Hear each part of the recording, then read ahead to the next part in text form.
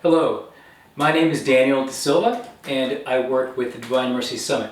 Thank you to everybody who showed up and who tuned in and listened to conferences this entire summit long. It's been just an absolute thrill, and we've heard from so many people around the world.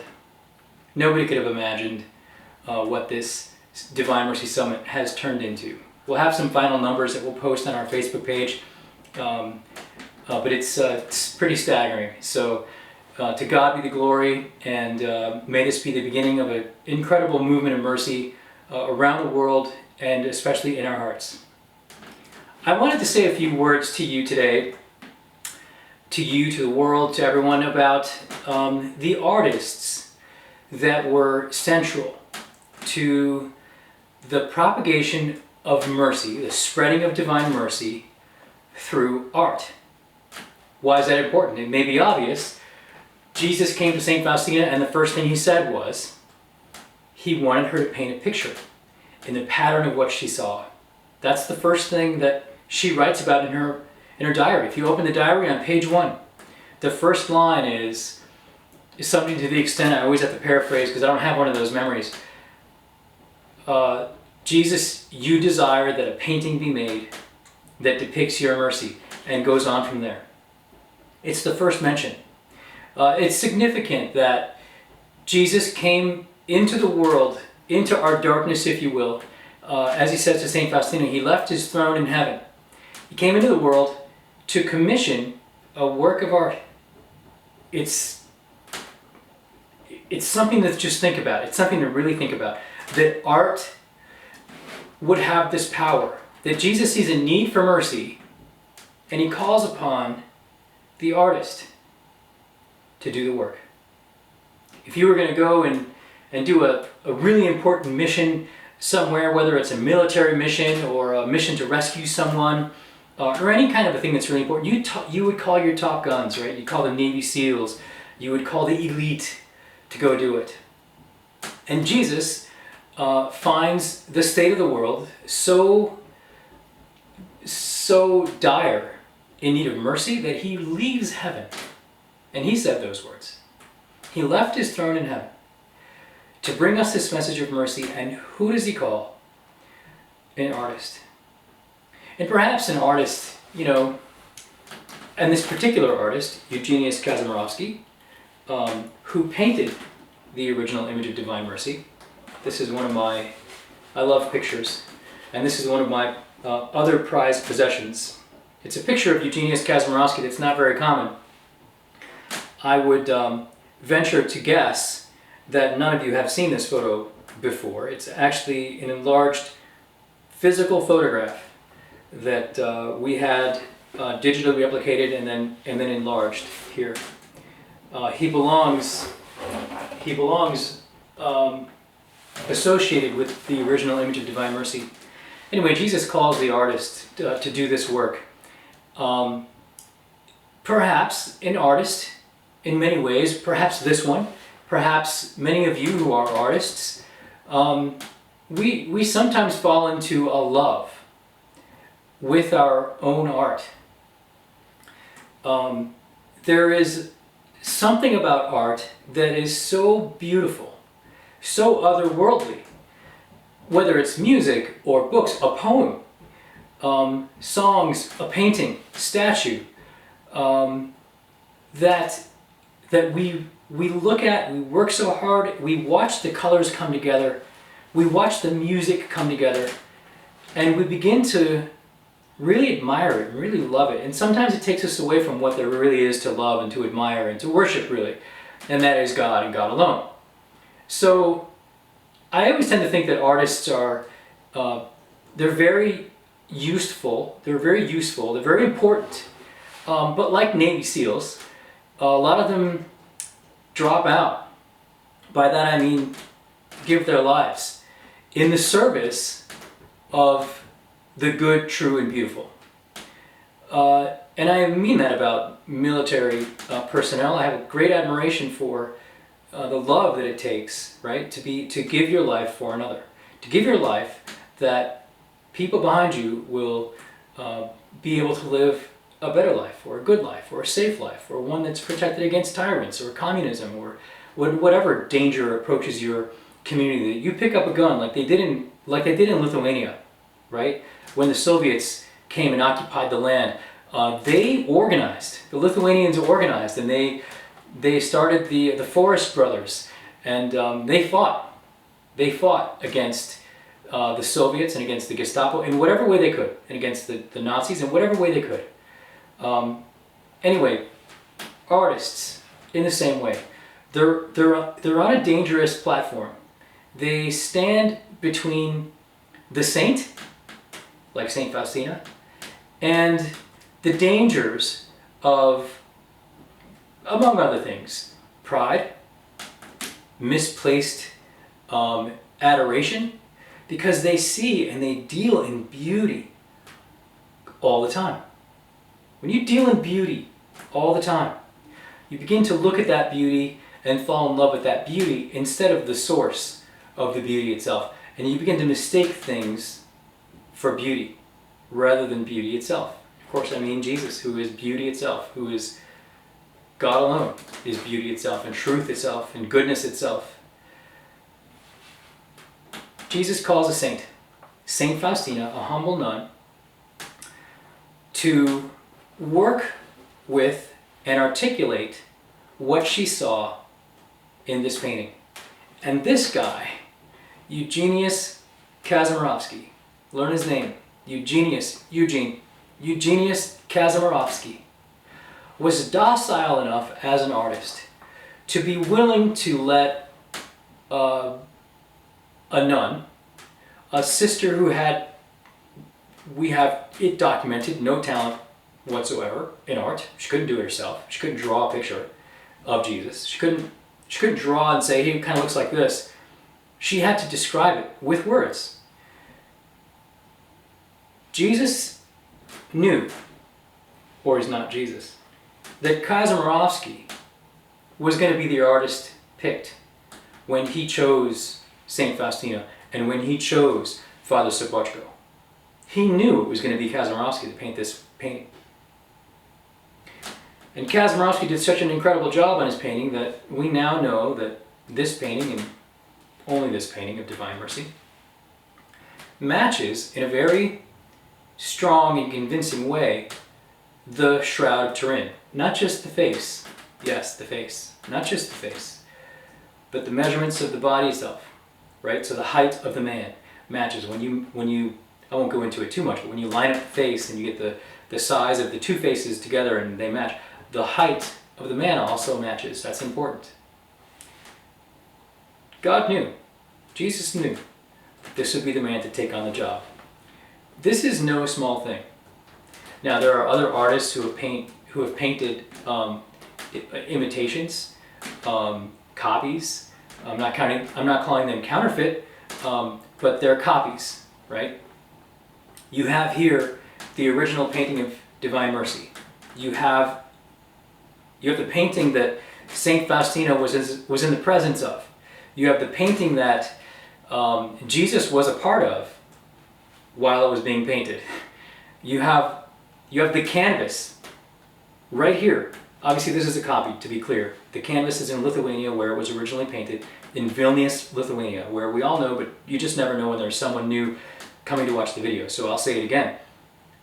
The artist, Saint Faustina, Father Michael Sopoćko, all lived in Vilnius, Lithuania, during the mystical portion of Saint Faustina's life. And that's where the painting was done. And Jesus knew that these three people were going to be working on this painting. It's not just a coincidence that three competent people could be found together living in Vilnius. It's not just a coincidence. In fact, nothing is just a coincidence. There were other artists, as I mentioned, who did other renditions of Divine Mercy. None of them spoke, we can rest assured, none of them spoke with Saint Faustina. Certainly none of them saw the vision of Jesus. But there was one artist in particular who worked with, other than Saint Faustina, the other person, and other than the artist himself, who died, I believe in the early 40s, if not late 30s, but he died soon after that painting. I'll have to check my dates. Don't quote me on that year, and I'm not going to edit this video, so you can look it up. Look up Eugeniusz Kazimirowski, and his birth and death dates are there. But he was gone at the time when Father Sopoćko escaped from Vilnius and made it to Białystok, where he did the rest of his work on Divine Mercy. The hub, if you will, of all things Divine Mercy came from Białystok, because that's where Father Sopoćko was. So other than the artist, and other than St. Faustina, there is another artist who worked very closely with Father Sopoćko. And his name was Ludimir Ślesinski. It's hard for an American to say that. Ludimir Ślesinski. When Father Michael Sopoćko arrived in Białystok, now he's coming back to Poland after many years. The original masterpiece of Divine Mercy is missing. It was taken to a church in Belarus, and as far as Father Sopoćko knew, he had to leave in a hurry, and it wasn't possible to take the painting with him. So he left it behind. And after that, it went to, as we know, Belarus, the church in Belarus, and stayed there for many years. Father Sopoćko didn't keep track of that painting. And he could only hope that being in Poland, that on the other side of communism, that painting was going to be safeguarded and returned someday, somehow, sometime to the people of God, to the people to whom Jesus wanted that painting to arrive. So, he saw the work of Adolf Hiwa. Who's Adolf Hiwa? Adolf Hiwa is the artist who did probably the most popular images of Divine Mercy. They're a composite. The images are a composite. So Adolf Hiwa was not a sacred artist, and in order to figure out what Jesus looked like, Adolf Hiwa went and took another face of another famous painting of Jesus, the Italian Sacred Heart, very old painting. Took that painting, it's a very handsome Jesus, and he used that face. And then for the body, there are theories, but the most convincing theory for me, and I've been studying this for certainly not as long as some people have been studying it, but I've been studying it for a while. For the body of Jesus, it seems as if he used a female figure. One, the body is quite thin and the curves are a little bit different. But most importantly, and this is where I'm convinced, Jesus is wearing a sash, a blue sash. Now, St. Faustina was very adamant about the fact that Jesus is supposed to be wearing a priestly cincture. That's the rope, as I said in a few other videos, and I like to say it over and over again. But it's the priestly rope, because Jesus is coming to us as the priest, right? Not a priest or one of many priests, but the priest. So he's wearing the clothes of a priest. In the Hiwa images, Jesus is wearing a sash. Where do we see that sash? That sash is the sash of the Blessed Mother and the Immaculate Conception in Lourdes. It's blue, baby blue, and then it has the flowing strap going down, and many of the pictures of Hiwa have that sash. And not to mention the knee of Jesus in the Hiwa paintings, and especially in the early ones, and there are many. He did several hundred paintings of Jesus as Divine Mercy, and was getting them to different churches as they were being commissioned.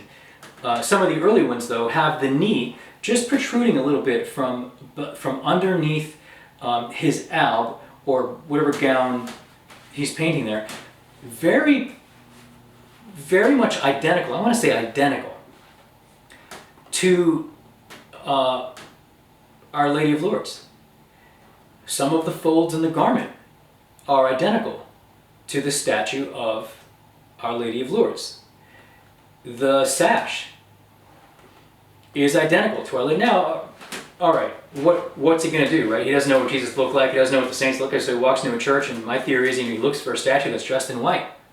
Because he remembers when he saw this little tiny picture of Divine Mercy, he remembers probably that the figure, the Jesus figure, was dressed in white. So he looks for a statue that's dressed in white, and which one is it? This is theory.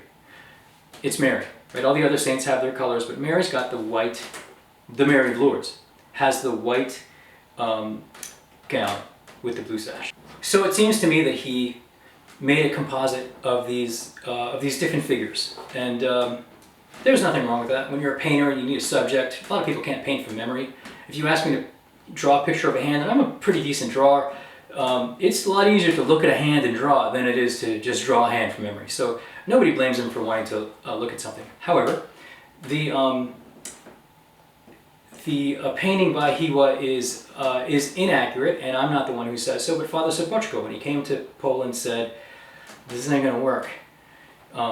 It's not in line with the sacred tradition, with the tradition of sacred art, and it's probably not suitable to be hung in churches." And the bishops of Poland had a sort of a conference about this, and Father Sopoćko convinced the bishops that they should have sort of a competition, right? They should round up a few good artists in that area of Poland and see whose work.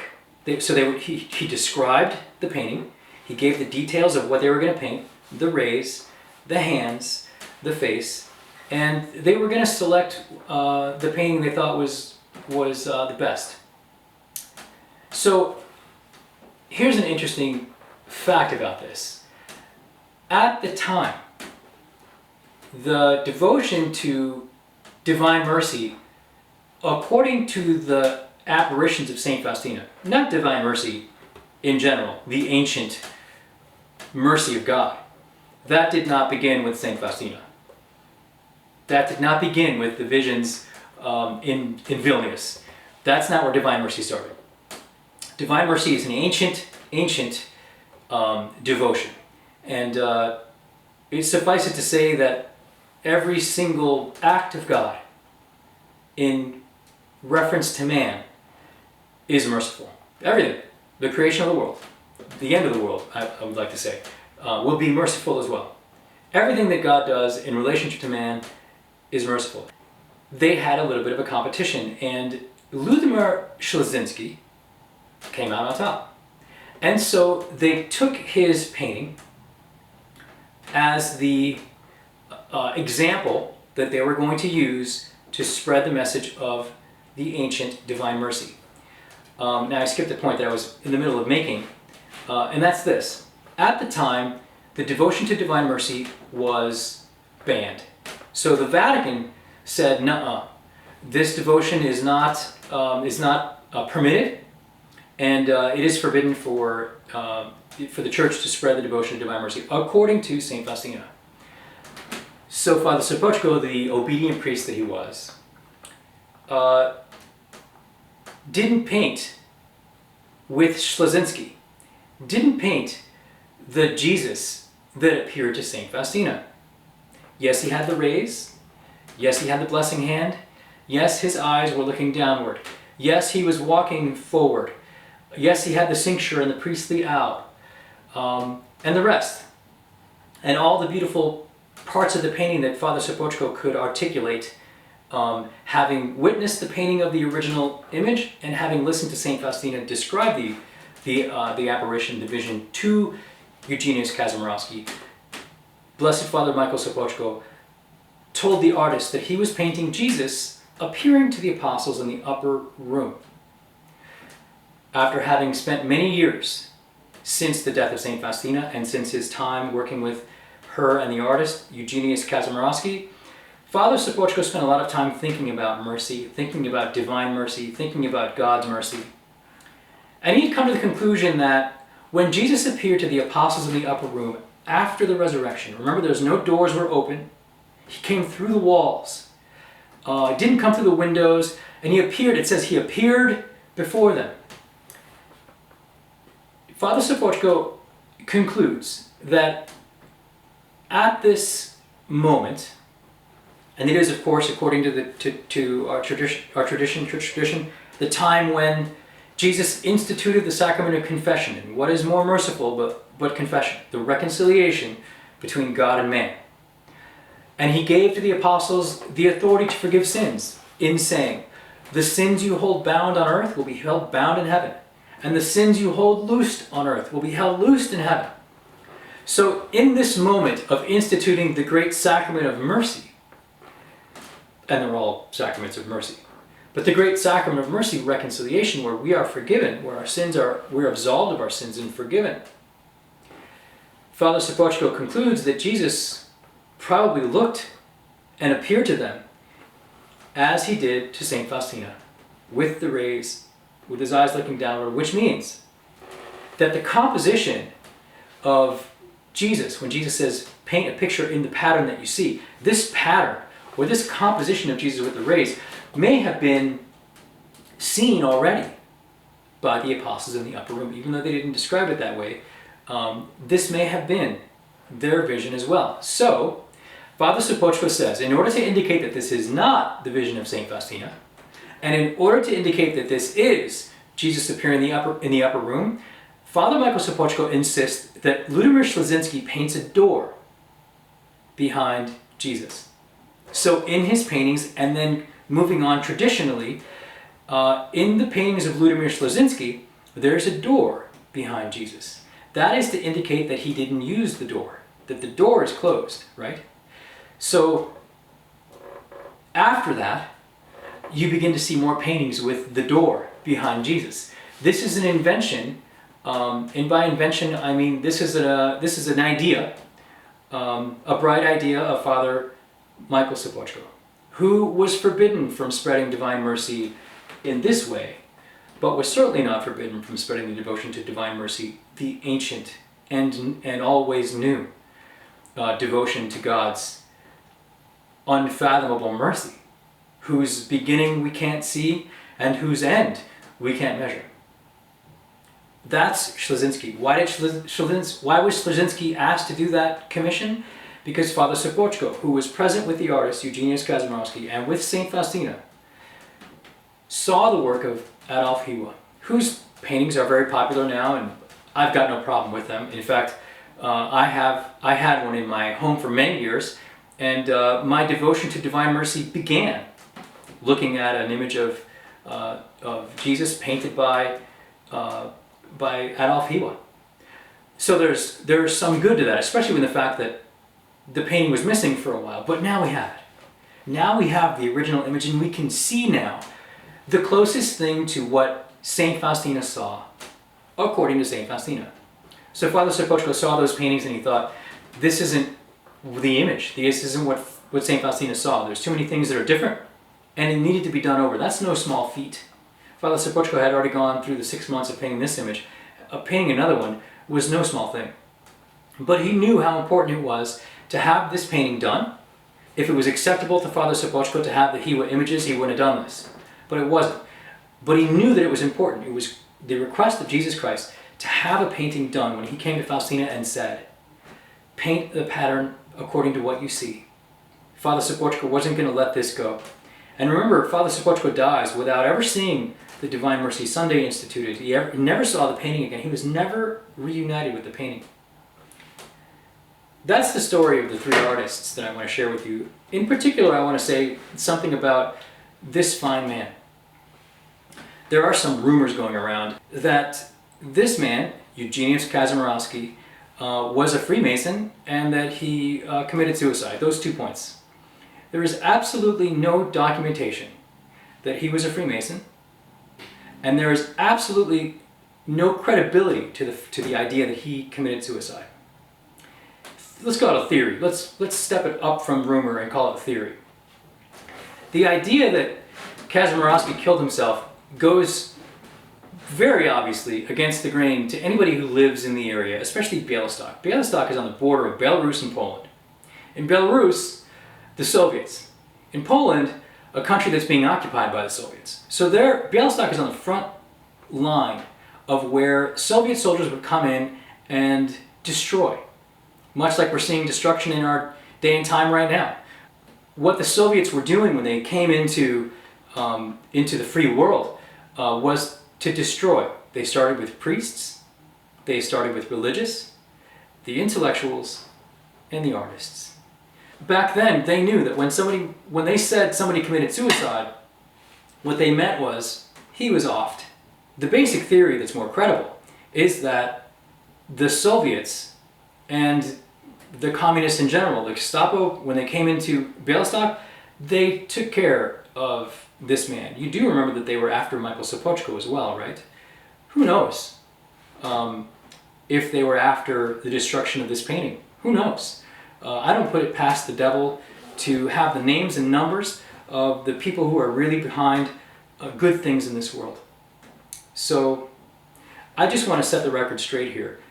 It's okay to conjecture and speculate, but it's not okay to say that we know for sure that this man committed suicide, and it's not okay to say that this man was a Freemason unless we have some documentation, and then we should provide it. So, on the contrary, when Eugeniusz Kazimirowski died, Father Sopoćko paid for his gravesite and for his tombstone, and actually the first time that a photograph of the original painting of Divine Mercy was placed in public somewhere was on this man's tombstone. It's there to this day. In fact, if you want to see it and visit the gravesite of this man, we go every year. We go to on pilgrimage to Vilnius, Lithuania, and then we drive down to Białystok to see the incredible sanctuary of Divine Mercy that's there with the relics of Father Michael Sopoćko. And we always visit the grave of Eugeniusz Kazimirowski, who, maybe unbeknownst to even him, gave the world this fine masterpiece of art. And now, hopefully, will be preserved for many, many generations. And we always visit to say a prayer, a chaplet of Divine Mercy for him. And I don't think it's a bad idea if you yourself said a chaplet of Divine Mercy for this man. May God bless you. May your lives be a work of art, and may you have the vision of mercy. May you see mercy everywhere you go, and may you attempt to articulate that mercy everywhere you go, and may you attempt to make works of art of your life that are merciful, that depict mercy everywhere you go, and if necessary, put yourself in the position of Father Sopoćko and be a model for mercy as well.